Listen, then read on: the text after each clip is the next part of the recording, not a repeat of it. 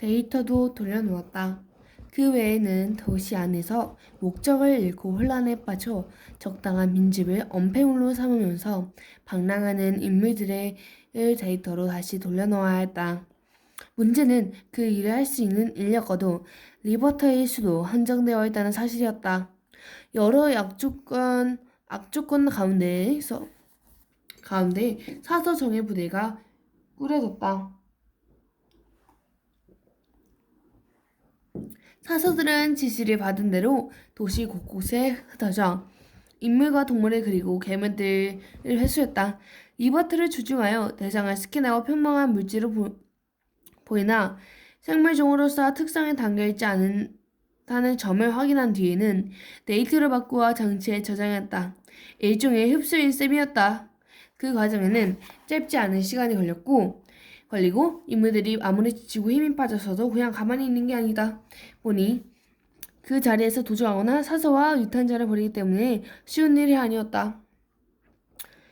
가끔 엑스트라에 해당하는 동물은 그대로 회수하지 못하고 죽기도 했다. 그 경우는 원본 복구에 어느 정도 성공하더라도 원래의 이야기 속에서 그 동물은 삭제되었다. 애초에 아무리 비중이 크지 않더라도 그런 얘기들이 이음에는 헐거워졌다. 큐는 시간이 걸리더라도 가능한 한 도주자들에게 이야기를 들려주었고 이 일의 당위성을 설명했으며 얌전히 책 속으로 돌아가 달라고 설득했다. 시간이 많이 걸리다 보니 데이터 회수 실적은 낮았지만 큐가 회수한 인물들은 큰 손상 없이 원래의 이야기로 되돌아갔다.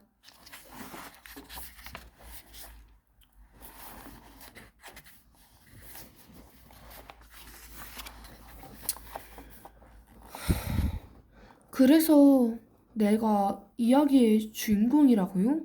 인기가 눈을 비내며 물었다. 그 전까지 자기가 중요한 사람이라고 인정받은 적이 없었다. 물론 지나가는 사람들이 돌아보면 고운 얼굴에 감탄하는 말을 한 적이 있었다. 그래도 혼담을 더 많이 들었다. 주로 외모는 아름다운데 성격이 문제라는 말들이었다.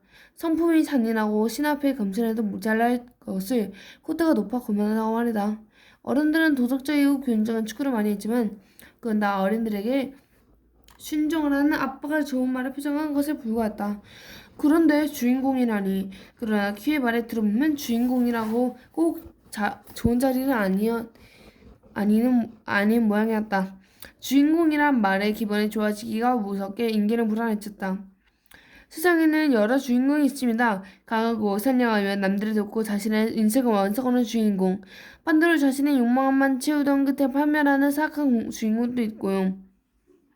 판매했지만 회개하여 구원받는 주인공도 있습니다.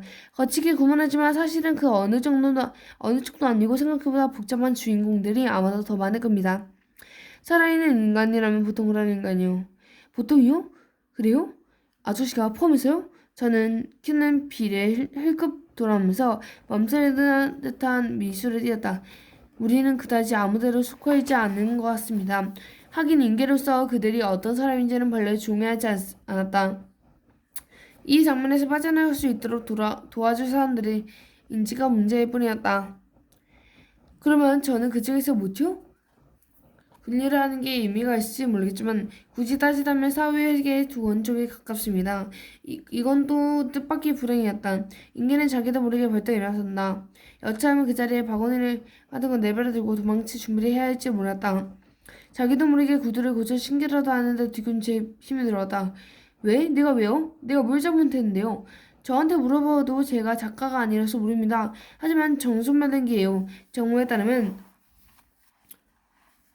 작가가 설계한 당신의 잘못은 대강 이랬습니다. 당신은 풍뎅이의 등에 핀을 꽂고 즐거워했고 예쁜 얼굴이 자랑했고 이것만큼은 요즘 세상 기준에서는 뭐가 문제인지 모르겠군요.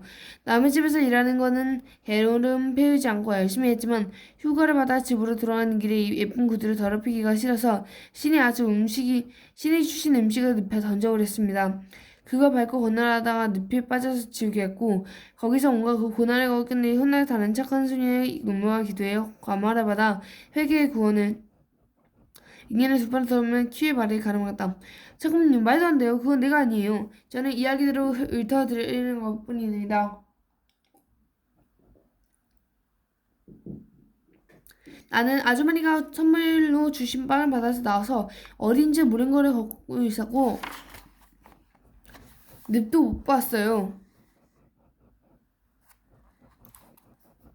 빵은 버린 게 아니라 내가 조금씩 먹었고요. 사람들이 얼굴만 갖고 나를 칭찬하는 건 사실이고 그렇다고 해서 길 가는 사람 붙들고 내 얼굴을 자랑하거나 남들을 무슨 따라가 보거나 그런 적은 없었어요. 내가 내 외모에 만족하지 못해서 자신감을 갖고 고개를 들고 다니는 정도가 그렇게 잘못된 거예요? 그러니까 그건 저도 동감이고 그래요. 풍뎅이에 내가 바느질 상자를 열어놓았는데 거기에 풍뎅이 한 마리가 떨어져서 피니 등에 관통했어요. 무섭고 징그러워서 손떼기를 겁나서 바느질 상자에 통째로 덮었어요. 도저히 손에 뻗어서 그 등에 막힌 피를 뽑아줄 생각까지는 들지 않았다고요. 그래도 죽어가는 거 불쌍하니까 벌레를 앞으로 조금씩 밀어주면서 움직이라 제발 움직여라 추천하게 말했지요. 결국 못 움직이고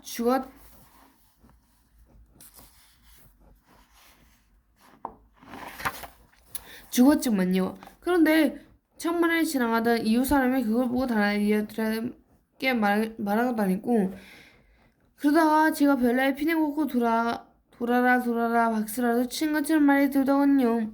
풍뎅이를 구해주지 않은 게 지옥에 떨어질 죄라는 말이에요? 글쎄요, 그건 제가 판단할 일이 아니고 나는 아저씨의 말을 듣고 얌전히 책 속으로 들어가 책의 일부가 돼서 내가 원하는 적도 없는 그런 일들을 저지르고 지옥에 가야 해요? 지옥에 가야 해요?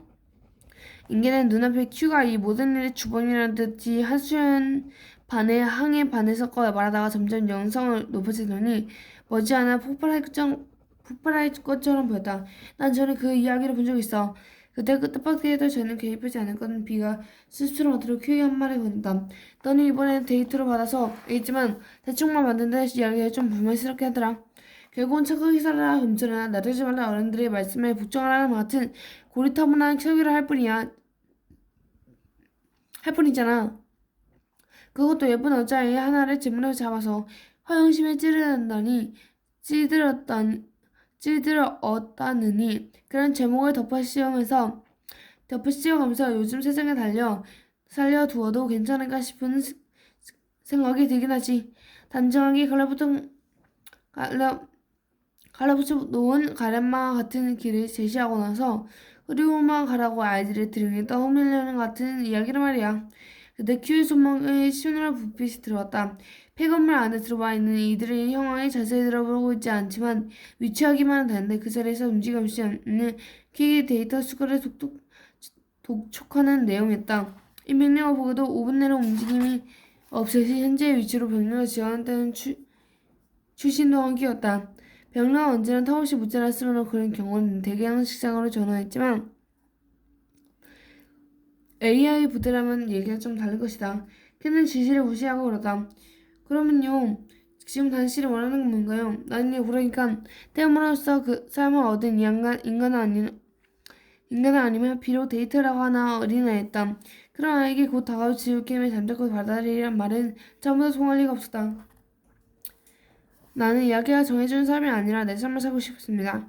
알겠습니다. 퀸의 자리에서 일어난 천천히 인기를 향해 리버터를 준주했다. 간략한 얘기로는 듣긴 했지만 막상 실물을 보니 상상을 초월하는 괴물이라 인간은 뒷걸음치겠다. 이대로 당신을 데이트 상대로 데려와서 이 도시 바깥에 다시 물질을 풀어주겠습니다. 그 말이 곧바로 이해가 되지 않았지만 어쨌든 도와주겠다는 이야기로 들리고 그게 믿겨지지 않아서 은기는 잠시 말문을 닫겠다. 정말 그게 돼요? 아니 그래도 돼요? 아가 한두 차례 고민하다 망설이는 듯했던 큐의 얼굴은 이제 사무적인 기색을 만들었다.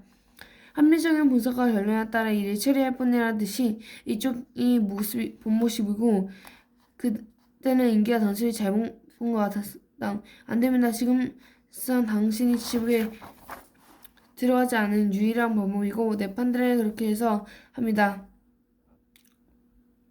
그리고 여기 B의 판단을 덧붙여서 Q가 앞뒤로 가리치다 B는 펄쩍 뛰었다. 나는 별다른 말 안 했거든. 부터는 혼자 가야 합니다. 어머니도 주인 아주머니도 존재하지 않는 곳에서 어떻게 스스로 살아가나야 합니다. 어쩌면 책 속의 지옥보다 더 나쁜 일과 마주칠지도 모릅니다. 그래도 되겠습니다. 혼자 모르는 세계에서 살아가기에 대해 지옥에서 영원히 고통받기 선택지가 단둘 뿐이라면 무엇을 골라야 할까? 큐의 천막에 불빛이 계속 들어가고 있었다. 그것이 어떤 실험인지 인기로서는 알 길이 없었고 한편은 쿠가 들어와준 이야기가 모두 거짓이고 자신의 이야기는 속 운명이 지옥과는 무관할지도 몰랐지만 망설일 시간이 그리 많아주지 않았음을 직감했다. 영문무리가 지옥에 빠지는 것보다 나을 것 같아요. 그러면 그 자리에 움직이지 말고 나를 믿으세요. 큐가 리버트의 작동 버튼을 눌러자고 물질 데이터를 압축 변형할 준비가 되었다는 알림 메시지가 떴다. 인기영웅 위로 태어나 처음 보는 영롱한 눈빛이 쏟아지다. 그 빛에 눈을 먹고 가다 인기는 눈을 꼭 감았다.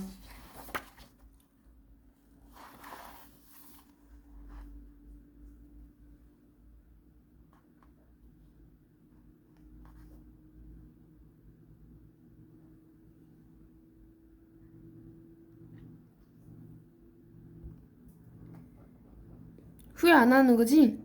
뒤의 말은 물음이라기보다는 확인에 가까웠다. 한편의 이야기가 영원히 없어지게 방치한다는 점에서 사설 실격이지. 내가 어떻게 될지는 알고 있는 거야? 그럼 그래도 이 세상에서 그 이야기를 없애버리는 건 잘못이라고 생각하지 않아. 어차피 세상 누구도 찾아 읽지 않는다면 있는 이야기도 없는 것과 크게 다름이 없으니까. 교회천의 설주공장은 한편의 이야기가 죽었다는 이야기에 돌면서 그러나 실사 세연의 흐름은 오래도록 괴사되어 왔을지 모르는 이야기의 중과 함께 한 사람이 막 태어난 참이었다. 두 대 바이크가 도시 경계의 너머를 지주했다. 비와 큐의 어깨에 뺀 리터가 묵직하게 덜렁거렸다. 거기에는 아직도 제출할 많은 데이터가 있었다. 19살의 인기는 어느 날 손님에게 술잔과 과자를 내다가 깜짝 놀라서 얼굴에 드러내어 보았다. 수년 전 자신의 도시 경계 밖으로 탈출하려 도와주던 D가 앉아 있었다. 예전보다 수려해진 얼굴에 이상한 제복을 입고 있지 않아서 몰라볼 뻔했다. 이게 어떻게 된 일이에요? 너냐? D는 한순간 신을 좀 더 크게 트는 듯 했지만 표정은 전체적으로 심드렁 보였다. 오랜만인데 왜 당신이 도시 바깥에 나왔어요? 조용히라 머리를 내니까 넌 어떻게 지냈냐? D가 그렇게 말했을 때 인기는 순간 할 말이 떠오르지 않았다. 그렇게 그 안에 너무 많은 의미가 담긴 바람에 무엇으로 나타나야 할 길이 없었다. 어떻게 살았지라는 것은 도대체 어떻게 이런 식으로 살아갈 수 있겠지라는 말도 포함될 수 있었고 나중에 그렇게 죽는 게 좋을 거라는 의미도 들었다. 우선 이 자리를 찾고 말해 배웠지요. 당신들이 하는 말을 다 알아들을 수 있고 나도 말할 수 있는데 이상하게도 밖에 세상에 나왔더니 누구의 말도 알아듣지 못했고 내 말을 알아듣는 사람들 없었거든요. 그래서 이런저런 가게를 진지한 분에 괴롭히는 손님은 괴롭힌다는 말로는 충분하지 않았다. 낯선 세계 지인도 없이 버려진 인계는 밝게 닿는 것보다 지옥을 봤다. 모두가 인계를 수상하게 여기고 외면하고 반대로 나쁘게 이용하려 했다. 쓰러져 죽기 전에 동주시 많은 사람들에게 구제를 받고 나서 여러 과정과 이 가게에서 이뤘다. 가끔 어떤 이들은 말이 서투르도 심지어 말을 아예 못하더라도 그 역으로 써서 이해할 수 있다면 자기 가게에 와서 춤을 배워보라고 명함을 내미기도 했다. 그럴 때에는 지나가던 전이 물려는 아주머니들이 어린 아이를 꾸덕이지 말라고 소리치곤 마치 일행이녀처럼 인기의 손을 잡아 끄고 그 자리를 떠났다. 그들은 인기에게 가지고 있는지 모르고 저런 사람은 따라가면 안 된다고 경고했다. 좋은 사람들이 없진 않지만 대부분은 무섭거나 난폭해고 인기는 굵거나 다치거나 위협한 적이 여러 번 있었다. 어쩌면 여기가 그 이야기라는 것의 연장선이 있는 거라고 사설하는 사람들도 하는 자신의 지옥으로 보내기 위해 지냈던 등장인물들이 가운데 하나이고 자기는 지금 지옥에 와 있는 거라서 생각되곤 했다. 왜였겠어요? 하지만 어떤 수단이든 지옥보다는 낫겠지 하고 넘어가요. 나한테 중요한 건 사후세계의 은총과 구원보다는 지금이니까요. 그래, 그러면 됐어. 그러면 됐다니 무언가 한 체념을 가깝게 들려는 말이었다. 그러고 보니 뒤의 장이 거의 다 비어갈 때까지 퀴가 그 자리에서 나타나지 않는 것이 이상했다. 저기 일행분은요? 인기가 두려워하자 빈 잠깐 풀린 눈으로 허공을 바라만 굴문하는 듯했다. 누구? 디는 그 전에 마신 술 때문에 이미 좀 취한 상태로 보였는데 디는 생각난 듯 고개를 끄덕였다. 아, 나 걔랑 특별히 파탄하라 그런 거야? 그거 아니었어. 그런가요? 나는 이렇게 탈출 신지지만 그 녀석은 고지식하거든. 인물이 떨어진 원칙을 준수해. 그래서 자기 운명을 받아들여갔어. 탈주?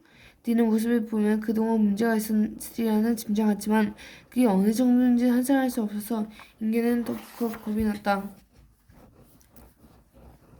나 도와줘서 무슨 일 있었어요? 아니 그보다 무슨 어떤 운명 말인데요. 아가씨도 이제 밥값을 버는 어른이 됐으니 자기 삶이 무엇이 위에 세워졌는지 정도를 알아도 되겠지. 디네 앞에 놓인 자리에 비우고 주머니에서 구시대에 구겨진 지폐와 동전을 꺼내 식탁에 올려놓는다. 그리고 천천히 일어나서 은기의 빵을 옆으로 고개숙이다. 우리도 아가씨랑 같아 얼어붙은 은기의 귓가에 뒤에 목소리가 설군처럼 내린다. 우리도 데이터였다고. 이물을 저버리고 명령한 북부와 피는 그 자신도 데이터로 돌아가는 처분을 받아들였단다. 사서들은 물질과 데이터의 상호로 변화한 연구 과정에서 거듭난 시그널에 태어난 이들이었지. 큐를 처음 봤을 때 나쁜 사람처럼 안 보였는데 왜 감정이 없어 보였을까? 난감 문제 앞에서 미소를 띠는 것 같고 고민도 하는 것 같았던 모습이 왜 일시적인 것에 불과했을까? 나는 그나마 비로소 어렴풋하게나 짐작하게 된 거야. 슬픈 일이지만 그것이 큐의 완전한 죽음을 말하진 않아. 다만 형태의 물질로서 작용을 잃고 데이터로 영원히 살아남아 오늘날 우리를 둘러싼 거대한 세상의 일부를 이루고 있을 뿐이지. 큐의 지시 불이행으로 인해 이 세상에서는 빵을 밟은 소년이라는 이야기가 영원히 사라져버렸고 혹시도 모르지 그 이야기는 세상 어딘가에서 제대로 된 서구 아닌 낡은 지하상고의 쥐들이 갉아먹는 종이새들 다치것이 거대한 산으로 쌓인 폐지 속에 파묻혀 있을지도. 그러나 지금 사람들은 시대도 다르고 문화도 정서도 다른 그 옛날의 이야기를 굳이 찾아내서 보거나 필요를 느끼지 않겠지. 사람들에게는 즐길 거리가 너무나 많으니까 재밌는 콘텐츠가 무궁무진한데 뭐하러 폐지를 더 이미 한가운데를 들쑤시겠니? 그러니 언제까지 원래의 이야기를 잊힐 거야. 나를 잊어준다면 반가운 일이지. 중요한 것은 그 옛날 이야기를 사라졌는지 몰라도 아니 오히려 그 옛날의 이야기가 사라졌기에 비로소 나의 이야기는 시작될 수 있었던 거란다. 불품없고 평범한 편사남의 밑에서 수모를 당하여 반복 노동을 했을 뿐이지만 그럼에도 불구하고 나의 이야기가 누구의 조정 없이 회개와 구원이라는 얼굴을 하고 있으면서 그 시체의 낡은 설교에 동화되어 소모하고 하는 많은 삶이 아닌 내 의지로 내가 살아가는 이야기가. 안녕히 안데르센. 안데르센 그거 얘기하는구나. 작가의 말, 구역, 부병모, 기업 면 속에서 언제까지나.